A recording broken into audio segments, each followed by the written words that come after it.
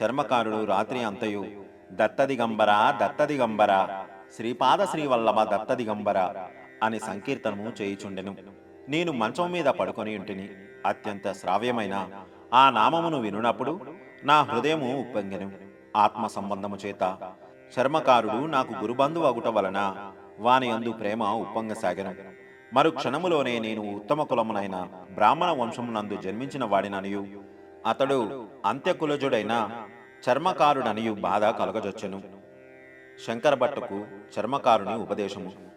సంకీర్తన అంతరము ఆ చర్మకారుడు నా వద్దకు చేరెను. అతని కన్నులలో కరుణారసము పొంగి పొరలుచుండెను.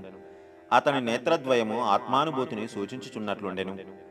ఇతడు ఎవరైనా యోగిగాని కాదు కదా అని మనమున సందేహము పొడసూపెను. అతడు నా వైపు చూసి ఇట్లు చెప్పసాగెను. అయ్యా, నా పేరు వల్లభదాసు.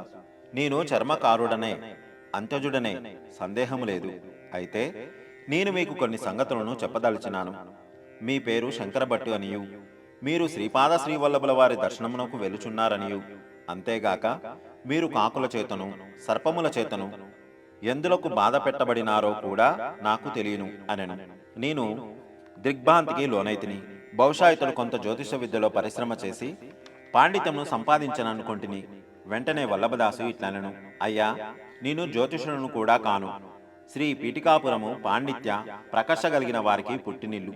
సాక్షాత్తు సాంగ వేదాంత సామ్రాటు అని పేరు పొందిన పండిత మల్లాది బాపనావధానుడు గారు నివసించిన పుణ్యభూమి. వేదములు ఏ పరతత్వమును గురించి వర్ణించినప్పుడు నేతి నేతి అని అలసిపోయినవో ఆ పరతత్వమే శ్రీపాద శ్రీవల్లభులుగా జన్మించిన పుణ్యభూమి. శుష్క వేదాంతము, అర్థములేని తర్క వితర్కములు శ్రీపాద శ్రీవల్లభుల అనుగ్రహమును పొందింపజాలవు. శ్రీవల్లభుల కరుణ పొందుటకు పాండిత్య ప్రకర్షల ఆవశ్యకతయే లేదు. పైగా పాండిత్య జనిత అహంకారము వలన మనము వారి నుండి ఎంతో దూరముగా విసిరివేయబడదుము. నిన్ను పొడిచిన కాకులు గత జన్మములో పీఠికాపురంలో నివసించిన మహామహా పండితులు.